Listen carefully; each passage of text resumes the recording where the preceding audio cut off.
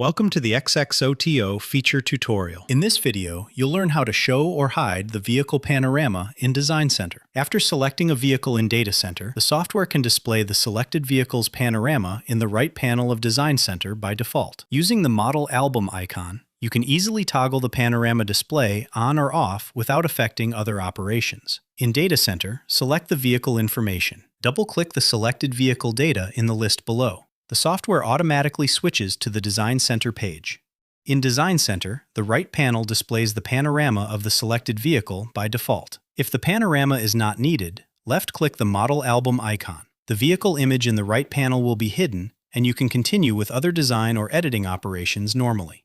When you need the panorama again, left-click the Model Album icon once more to show it. Hiding the vehicle panorama only affects the right side display panel.